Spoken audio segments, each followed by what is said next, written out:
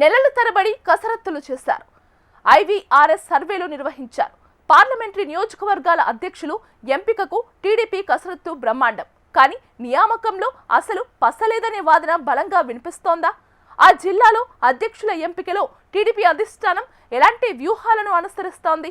అధ్యక్షుల ఎంపిక తర్వాత పార్టీ క్యాడర్లో నిరాశ ఎదురైందా? 2 పార్లమెంటరీ నియోజకవర్గాలలో టీడీపీ పరిస్థితి ఏంటి? టీడీపీ ప్రభుత్వం అధికారంలోకి వచ్చి నూతన అధ్యక్షుల నియామకం చేపట్టింది. ఊహించని రీతిలో అధ్యక్షులను నియమించి క్యాడర్ను షాక్కి గురిచేసింది పార్టీ అధిష్టానం. ఉమ్మడి చిత్తూరు జిల్లాకు సంబంధించి తిరుపతి, చిత్తూరు పార్లమెంటరీ పార్టీ అధ్యక్షుల జాబితాను టీడీపీ కేంద్ర కమిటీ ప్రకటించింది. 2 పార్లమెంటరీ నియోజకవర్గ అధ్యక్షుల పేర్లు విన్న తెలుగు తమ్ముళ్లు ఒకంత షాక్కి గురయ్యారట. తిరుపతి, చిత్తూరు జిల్లాలకు సంబంధించి ఊహించని నేతలను పదవి వరించడం వెనుక అంతర్గత రహస్యమేంటని చర్చించుకుంటున్నారట.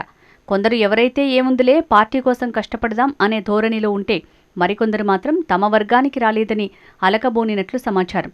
తిరుపతి పార్లమెంటరీ పార్టీ అధ్యక్షురాలిగా మాజీ కేంద్ర మంత్రి, టీటీడీ బోర్డు సభ్యురాలు పనబాక లక్ష్మి, చిత్తూరుకు సంబంధించి నగరి నియోజకవర్గానికి చెందిన షణ్ముగరెడ్డిని ఎంపిక చేయటం కొందరు పసుపు నేతలకు మింగుడు పడటం లేదనే అభిప్రాయం వ్యక్తమవుతోంది. ముఖ్యంగా మాజీలతో పాటు చాలా మంది సీనియర్ నాయకులు జిల్లా సారథి పగ్గాల కోసం ప్రయత్నాలు చేశారు.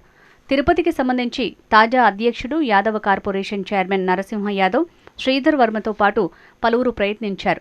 ఒకానొక దశలో గూడూరు ఎమ్మెల్యే పాసం సునీల్ కుమార్ పేరొచ్చింది. అయితే ఐవీఆర్ఎస్లో మాత్రం పనబాక లక్ష్మితో పాటు నరసింహ యాదవ్ పేర్లతో సర్వే నిర్వహించారు.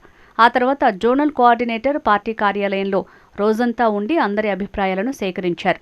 అదే తరుణంలో తుడా చైర్మన్ డాలర్స్ దివాకర్ రెడ్డి పేరు ప్రస్తావనకు వచ్చింది. కానీ చివరికి పనబాక లక్ష్మి పేరు ఖరారైంది. చిత్తూరుకు సంబంధించి సీనియర్లు ప్రయత్నించారు. పార్టీ ఆవిర్భావం నుంచి పార్టీ కోసం అహర్నిశలు శ్రమించిన వారితో పాటు పలువురు ప్రయత్నించారు. తమకే వస్తుందని అనుకున్నారు. ఉన్నట్టుండి సామాజిక సమీకరణాల పేరుతో నగరికి చెందిన షణ్ముగరెడ్డికి అవకాశం కల్పించారు. సీనియర్లు ఎన్పి జయప్రకాష్, మాజీ జడ్పీ చైర్మన్ గీర్వాణి చంద్రప్రకాష్ దంపతులు, చిత్తూరుకు చెందిన వసంతనాయుడుతో పాటు తాజా అధ్యక్షుడు సిఆర్ రాజన్ ప్రయత్నాలు చేశారు. అయితే ఐవీఆర్ఎస్ కాల్లో షణ్ముగరెడ్డితో పాటు సిఆర్ రాజన్ పేరొచ్చింది. షణ్ముగరెడ్డి ఎవరంటూ అప్పట్లో చర్చ నడిచింది. తాజాగా షణ్ముగరెడ్డి పేరు ఖరారు కావడంతో సీనియర్లు మనస్తాపానికి గురయ్యారట. అయితే నగరి ఎమ్మెల్యే భానుప్రకాష్ తన నియోజకవర్గానికి చెందిన వన్నెకుల క్షత్రియ సామాజిక వర్గానికి చెందిన షణ్ముగరెడ్డిని ఎంపిక చేశారు. చిత్తూరు పార్లమెంటు పరిధిలో ఎమ్మెల్యేల ఆధిపత్యం కొనసాగే అవకాశం ఉంది. పార్టీ అధ్యక్ష పదవి కంటే ఎమ్మెల్యేల పవర్ అధికంగా ఉండే అవకాశం లేకపోలేదు. దీంతో అధ్యక్ష పదవి నామమాత్రంగా మారే వీలుంది. తిరుపతి పార్లమెంటరీలో మాత్రం అధ్యక్ష పదవి కత్తిమీద సాములా మారే అవకాశం ఉంది. తిరుపతిలోని గ్రూప్ పాలిటిక్స్, సత్యవేడు గొడవలు తలనొప్పిగా మారే అవకాశాలే ఎక్కువ.